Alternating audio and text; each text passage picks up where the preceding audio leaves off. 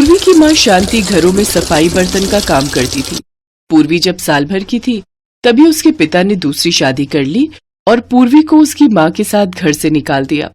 उसके बाद से शांति ही खुद से मेहनत करके अपनी बेटी पूर्वी को पाल पोस रही थी। थोड़े बहुत पैसे जोड़कर शांति ने पास के एक स्कूल में पूर्वी का दाखिला करवा दिया। भाभी जी, कोई पुराना स्कूल का बस्ता और रोटी का डिब्बा रखा हो तो आप मुझे दे देना। वो मैंने पूर्वी का दाखिला स्कूल में करवा दिया है, कल से वो स्कूल जाएगी। हाँ, दीक्षा का एक बैग रखा है, वो लेती जाना। रोटी का डिब्बा, वो जो लंच बॉक्स है ना लाल वाला, वो ले ले। ठीक है भाभी जी, बहुत बहुत शुक्रिया। शांति जहाँ काम करती थी वहां से उसने बस्ता और रोटी का टिफिन ले लिया। वो स्कूल का बस्ता और रोटी का डिब्बा लेकर घर पहुंची तो पूर्वी की खुशी का ठिकाना नहीं था। माँ, ये मेरा स्कूल बैग है, अब मैं भी स्कूल पढ़ने जाऊंगी, बहुत मजा आएगा। पता है माँ, शीतल बता रही थी जब इंटरवल होता है ना तो सब बच्चे खाना खाते हैं, फिर एक साथ खेलते हैं, खूब मजा आता है। सब बच्चे रोजाना अच्छा अच्छा खाना लाते हैं, आप मुझे भी अच्छा अच्छा खाना देना। पूर्वी के चेहरे पर खुशी देखकर शांति बहुत खुश थी, पर वो जानती थी कि वो अच्छा अच्छा खाना अपनी बेटी को नहीं दे सकती। वो तो जो रूखा सूखा बनाती है वही उसके टिफिन बॉक्स में दे सकती है। अगले दिन शांति पूर्वी के लंच बॉक्स में रोटी और थोड़ी सी सब्जी रख देती है। पूर्वी स्कूल पहुंचती है। लंच टाइम में सब बच्चे अच्छा अच्छा खाना खा रहे थे। पूर्वी, चल लंच करते हैं, इंटरवल हो गया है। हाँ ठीक है, चल। शीतल, आज तू क्या लाई है लंच में? आज मैं सैंडविच लाई हूँ, और तू क्या लाई है? मेरा तो आज पुलाव खाने का मन था तो मम्मी ने आज पुलाव बना कर दिया है। और पूर्वी, तू क्या लाई है? अरे, तू तो रोटी सब्जी लाई है, वो भी थोड़ी थोड़ी है, ये कोई लंच थोड़ी होता है। इतना बोरिंग। पूर्वी, ये तो तू अकेले बैठकर खा। सभी बच्चे मिलकर खाना खा रहे थे पर पूर्वी बिल्कुल अकेली थी। वो अपनी थोड़ी सी सब्जी और सूखी रोटी अकेले ही खा रही थी। कुछ देर के लिए वो उदास हो गई, पर उसके बाद फिर से सब बच्चों का ध्यान पढ़ाई में लग गया तो वो इस बात को भूल गई। पर अब पूर्वी रोजाना ही थोड़ी सी सब्जी और रोटी लाने लगी। अब कोई भी बच्चा उसके साथ बैठकर लंच नहीं करता था। क्या पूर्वी, तू रोजाना ही रोटी सब्जी ले आती है, तेरे घर पर कुछ और नहीं बनता है क्या?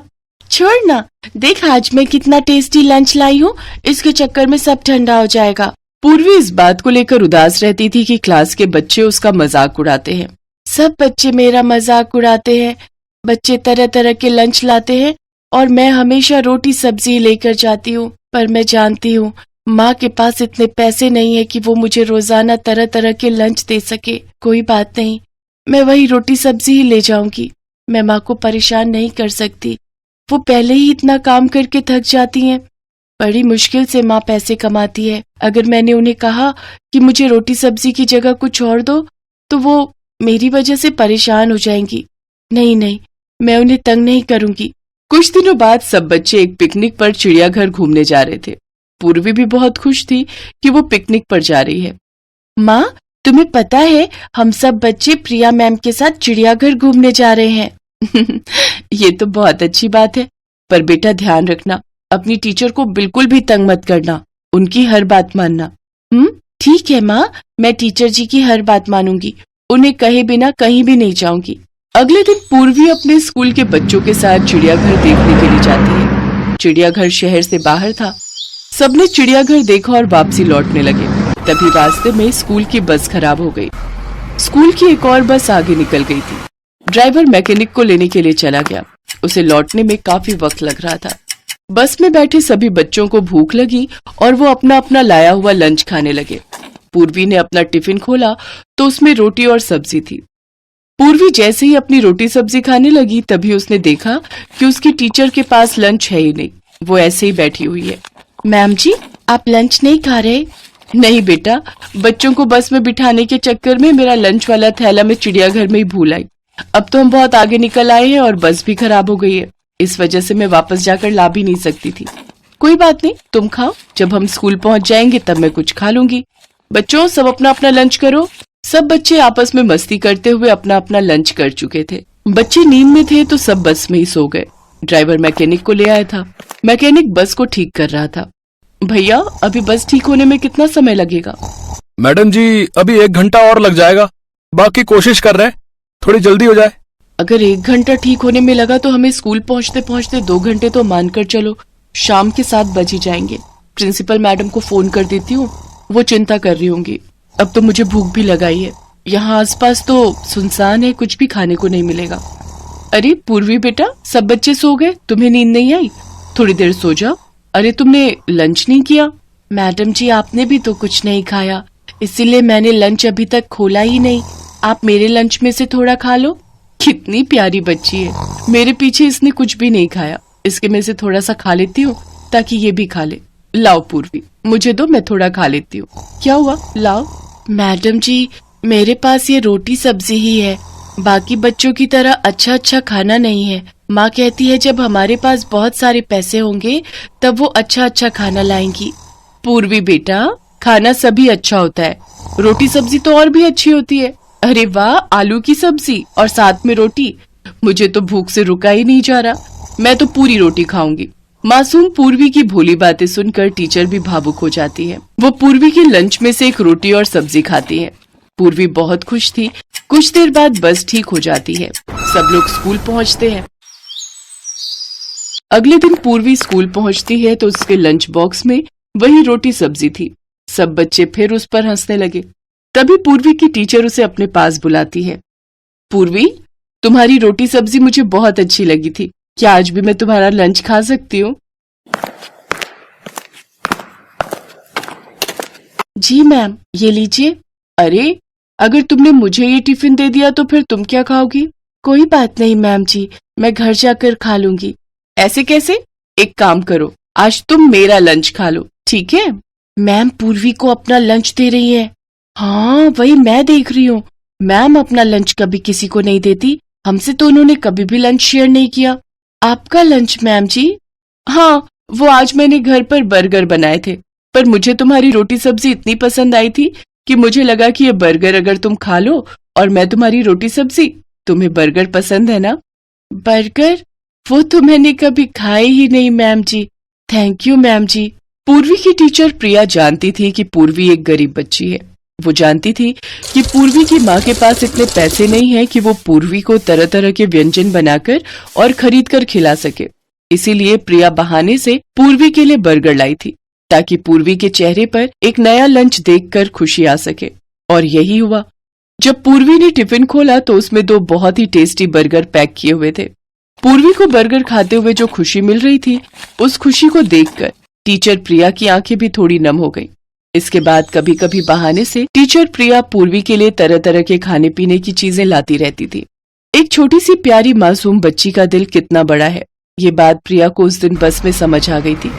इसीलिए एक टीचर होने के नाते उसने अपनी तरफ से पूरी कोशिश की कि वो भी पूर्वी के चेहरे पर खुशी ला सके। यही कोशिश कामयाब रही और पूर्वी के चेहरे पर खुशी आ गई।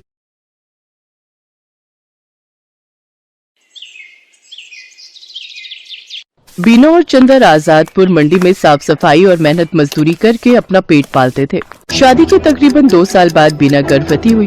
दोनों ही पति पत्नी इस बात से बहुत खुश थे और बेसब्री से नए मेहमान के आने का इंतजार कर रहे थे, लेकिन होनी को शायद कुछ और मंजूर था। एक शाम जब दोनों काम से घर लौट रहे थे तो रास्ते में रेल पटरी क्रॉस करते वक्त चंदर का पैर पटरी में फंस गया। अरे अरे ये मेरा पैर, अरे ये क्या हो गया जी? जल्दी जल्दी पैर निकालने की कोशिश कीजिए। कोशिश तो कर रहा हूँ बीना, लेकिन ये निकल ही नहीं रहा। बीना भी उसकी मदद करने की कोशिश करती है, लेकिन उसका पैर बाहर नहीं निकल पाता। तभी उन्हें ट्रेन की आवाज आती है। जल्दी कीजिए जी, ट्रेन आ रही है। बीना, मुझे लगता है कि मेरा जाने का वक्त आ गया। तुम जाओ यहाँ से और अपना और मेरे बच्चे का ध्यान रखना। मुझे भागे को अपने बच्चे का मुंह देखे बिना ही इस दुनिया से जाना होगा। नहीं, ऐसा मत कहिए जी, मैं आपके बिना कैसे रह पाऊंगी? मैं भी आपके साथ इसी पटरी पर अपनी जान दे दूंगी। नहीं, हमारे बच्चे के लिए तुम्हें जीना होगा बीना। अब जाओ यहाँ से, तुम्हें हमारे होने वाले बच्चे की कसम। जैसे ही बीना पटरी से दूर जाती है तभी ट्रेन आकर विनोद को पल भर में ही काट देती है। बीना की आंखों के सामने उसके पति की मौत हो जाती है। एक ही पल में उसकी हंसती खेलती दुनिया उजड़ जाती है और वो एक विधवा बन जाती है। चंदर के जाने के बाद बीना बिल्कुल अकेली हो चुकी थी। अब वो अकेली ही मंडी जाती और मेहनत मजदूरी करती और उससे जो कमाई होती उससे अपना पेट भरने लगती है। एक दिन बीना घनश्याम को कुछ प्याज फेंकते हुए देख रही थी। अरे घनश्याम भैया, ये आप क्या कर रहे हैं? बीना, मुझे लगता है कि मेरा जाने का वक्त आ गया। तुम जाओ यहाँ से और अपना और मेरे बच्चे का ध्यान रखना। मुझे भागे को अपने बच्चे का मुंह देखे बिना ही इस दुनिया से जाना होगा। नहीं, ऐसा मत कहिए जी, मैं आपके बिना कैसे रह पाऊंगी? मैं भी आपके साथ इसी पटरी पर अपनी जान दे दूंगी। कुछ नहीं बहन, जो प्याज खराब हो गए हैं उन्हें अलग करके फेंक रहा हूँ। भैया अगर आपको कोई प्रॉब्लम ना हो तो जो प्याज आप फेंक रहे हो वो आप मुझे दे दो, वो मुझ गरीब के काम आ जाएंगे। लेकिन बीना बहन, इन आधे सड़े गले प्याजों का आखिर तुम क्या करोगी? वो मैं आपको बाद में बताऊंगी, फिलहाल आप ये खराब प्याज मुझे दे दीजिए। ठीक है बहन, ले जाओ, वैसे भी ये मेरे किसी काम के नहीं। इसके बाद बीना उन खराब प्याजों को एक थैले में भर लेती है और शाम को अपने साथ घर ले आती है और उसमें से थोड़े ठीक प्याजों को अलग करके रख लेती है और जिनकी हालत ज्यादा ही खराब थी उन्हें अपने घर के बाहर बनी क्यारी में बो देती है। अगले दिन सुबह काम पर जाने से पहले बीना साफ छाटे हुए प्याजों को काट कर आटे में मिलाती है और साथ ही नमक, हरी मिर्च और अजवाइन डालकर उस आटे को गूंथ लेती है। खुद नाश्ता करके वो कुछ पराठे घनश्याम के लिए भी पैक करके ले जाती है। ये लो घनश्याम भैया, आपसे जो कल प्याज लेकर गई थी उनसे मैंने प्याज के पराठे बनाए हैं, जरा आप भी चख कर देखो। रोज दाल चावल खाकर आप बोर हो गए होंगे ना? बीना बहन, हम गरीबों के नसीब में तो दाल चावल और सूखी रोटी ही होती है, भला उससे भी क्या नाराज होना। अच्छा लाओ, तुम इतने प्यार से प्याज के पराठे बनाकर लाई हो तो खाकर देखता हूँ।